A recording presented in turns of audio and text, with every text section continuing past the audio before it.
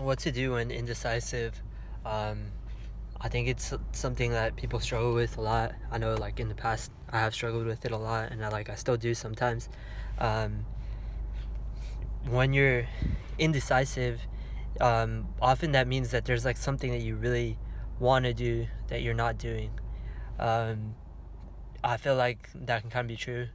That sometimes like if you had a choice between like eat a cookie, or like, yeah, eat a cookie and not eat a cookie, or get a simple treat, not get a simple treat, you wouldn't be that indecisive, because it's like a simple decision. Like, you either eat it or you don't, and like it's not like that hard of a thing. But then why do we become indecisive?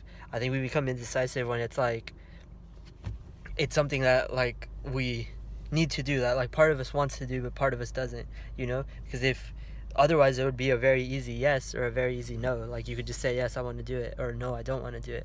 But you get indecisive when you're kind of conflict, like part of you really wants to do something.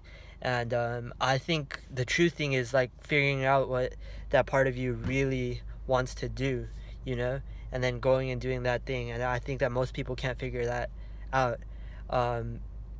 So when you're indecisive, part of it is figuring out what you really deeply on the inside want to do. And then second, it has to be something meaningful and like with long-term value, not so like there's that difference between, I guess, maybe your short-term brain and your long-term brain. And you have like your animal short-term brain that just wants like food, sex, money, shelter, to yeah, and like that's kind of it. It has its base needs. And then you have like the higher thinking brain that wants purpose, that wants creativity, that wants like love, and wants to make artwork and do paintings and build things, and like have legacy, and like do all these higher level things that primitive animals don't usually want to do, or don't think to do.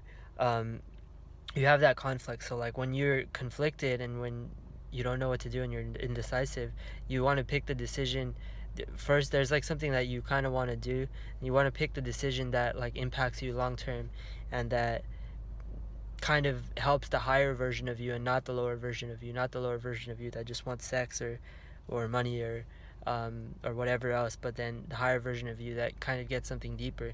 So I think that's a good move.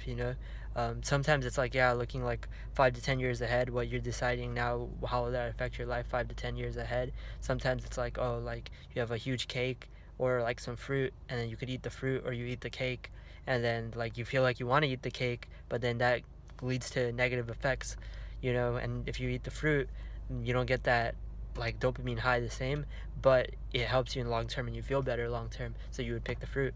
But similarly, I think when you're conflicted, there are things that like make sense on the short term, and then there are things that like kind of give you long-term value and long-term fulfillment, or help that higher level you and its goals. So what kind of helps your goals, what helps the higher level you, and based on that you kind of make the long-term decision, I think. And then you decide, and it's still not easy, but then I think that's kind of the key, is that when you're indecisive, some deeper part of you wants something to happen, and there's something that like wants to come out and like wants to be done, some decision that like wants to be made, and that's when you kind of got to go and do it.